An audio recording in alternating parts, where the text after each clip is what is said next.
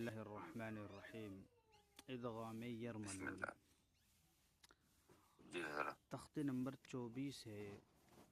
تنوین اور نون ساکن نون کا نون ساکن کا قاعدہ نمبر 4. جی حضرت.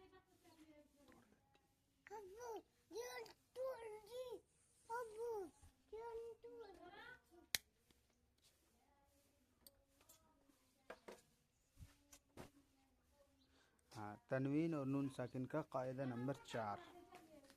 حروف ادغام کے 6 حروف ہیں جن کا مجموعہ ہے یرملون. یرملون یرملون.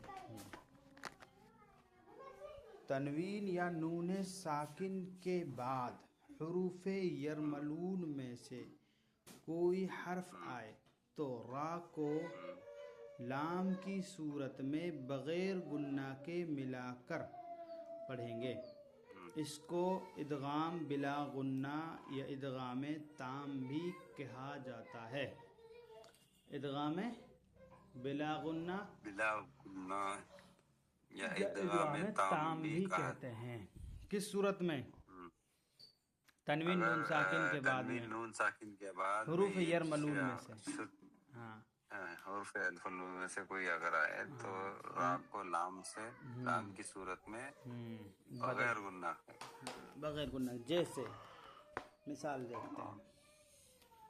یہ دیکھو مثال ادغام را. پہلے ادغام را کو را میں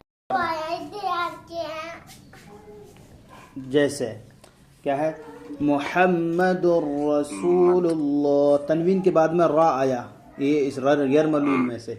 محمد الرسول اللہ. محمد الرسول اللہ. را کو کس میں ملایا؟ دال کو را میں. محمد دال کو محمد اسی کو ادغام کہتے ہیں. بغیر گنہ کے بالکل پیسفلی اس کو پڑھنا ہے. جی حضرت. ادغام تام بھی کہتے ہیں. یعنی پورا اس میں ڈال دیا گیا. محمد الرسول اللہ. سمجھ میں آ رہا؟ تنوین کے بعد میں را آیا ہے. محمد الرسول اللہ. نہیں حضرت تھوڑا کنفیوزنگ ہے اس میں. کنفیوژن ہے. یعنی ابھی نون ساکن یا تنوین ہے نا. تنوین یہ رہی. دیکھو نون ساکن دیکھو. ہاں یہ دیکھو یہاں پہ نون کے اوپر کیا. یہاں دیکھو کہاں پہ کیا ہے. نہیں دکھ رہا ہے سر. اسکرین نہیں دکھ رہی ہے آپ کو؟ اسکرین دکھ رہا ہے. آپ مارکنگ مارک نہیں دکھ رہا ہے نا.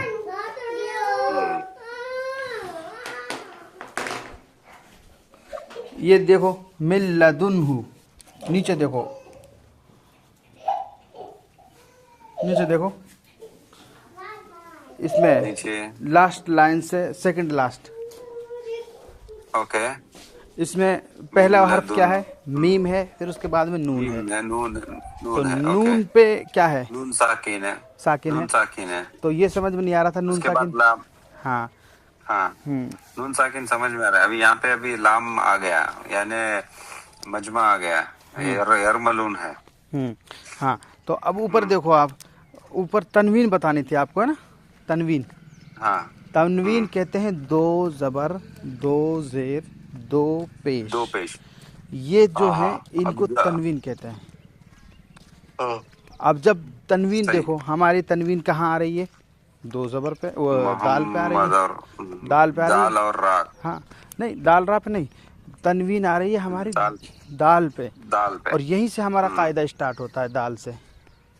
کیونکہ ہماری جو سمٹمز پائے جا رہے ہیں کہ دال کے تنوین کے بعد میں کیا ہونا چاہیے؟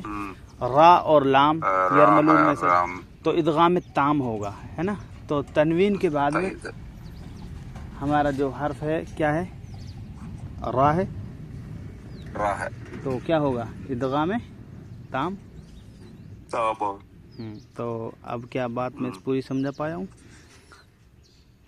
ابھی سمجھ محمد الرسول محمد اللہ. الرسول اللہ. تو یہاں پہ ادغام ہو رہا ہے کیونکہ تنوین کے بعد را آیا، را یرملون میں سے، اور یہ رایا ہاں محمد الرسول اللہ. الرسول.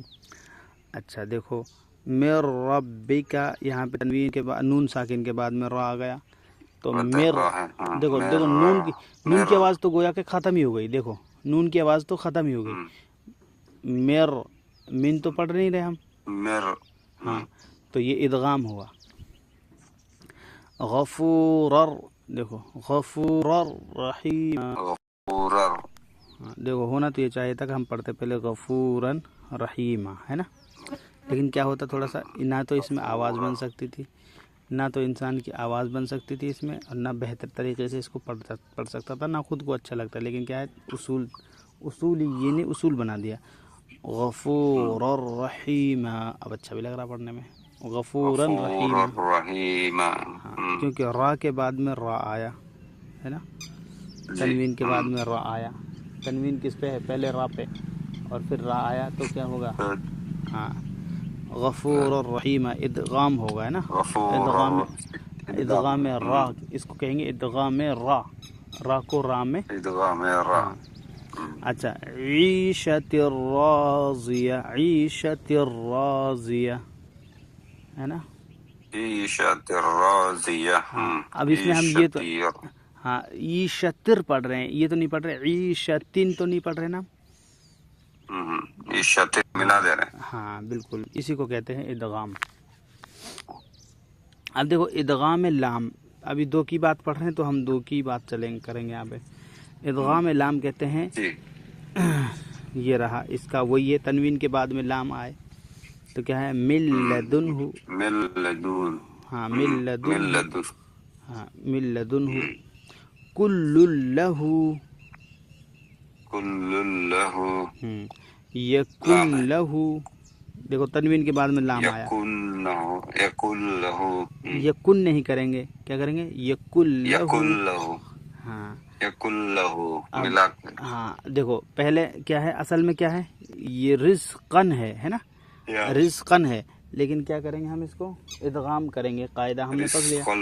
ہاں رزقا لکم. اب آپ خود جیسے بھی جہاں بھی کوئی ورڈ پڑھو گے آپ کو قاعدہ یاد ہو جائے، تنوین اور نون ساکن کے بعد حروف یرملون میں سے کوئی حرف آ رہا ہے، اور خاص طور سے یہاں پہ جو قاعدہ بتایا جا رہا ہے را اور لام آئے تو کیا ہوگا؟ ادغام تام ہوگا، بغیر غنہ کے ڈائریکٹ پڑھیں گے.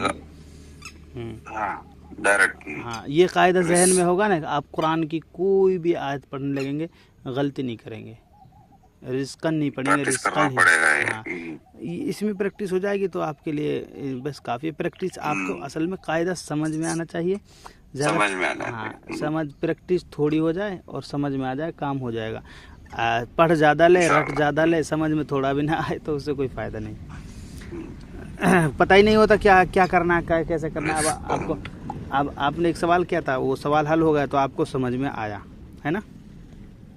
صحیح بات ہے. ہاں اور یہ سوال کرنا اس بات کی دلیل ہے کہ بندہ سمجھ رہا ہے، اور کیونکہ اس کو اس سے پہلے کی باتیں یاد ہیں اور کچھ اس میں سمجھ میں نہیں آ رہا تو پوچھ لیا. نہیں ہاں صحیح بات ہے، سمجھ میں نہیں آ رہا پوچھنا اچھا لگتا ہے. ہاں صحیح بات، آگے بڑھنے کا نہیں ہے لیکن سمجھ ہی نہیں آ رہا تو فائدہ نہیں ہے آگے جانے کا. بالکل بالکل بالکل.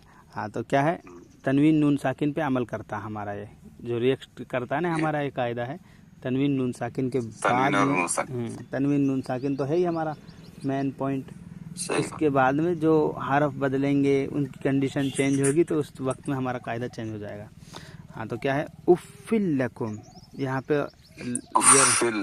ادغام لام یرملون میں لام ہے ادغام.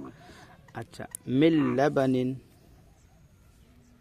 من لبن. من نہیں مل لبن. ہاں مل مل. ہاں مل لبن. مل لبن. تو ہمارا ادغام لام اور ادغام را ہو گیا. اور ہم پڑھیں گے کتنے ادغام؟ یہ ادغام میم پڑھیں گے، یا پڑھیں گے، لام نون پڑھیں گے. ابھی ہمارے کتنے بچ رہے ہیں؟ 1 2 3 4 اور پڑھیں گے ہم. 4 ہاں 4 اور پڑھیں گے. یہ یہاں سے اسٹارٹ ہوا کل، یہ ہم کل پڑھائیں گے. آج اس کو سمجھیں اچھے سے. ٹھیک ہے یہ امید ہے کہ ہماری ریکارڈنگ ٹھیک ہو گئی ہو.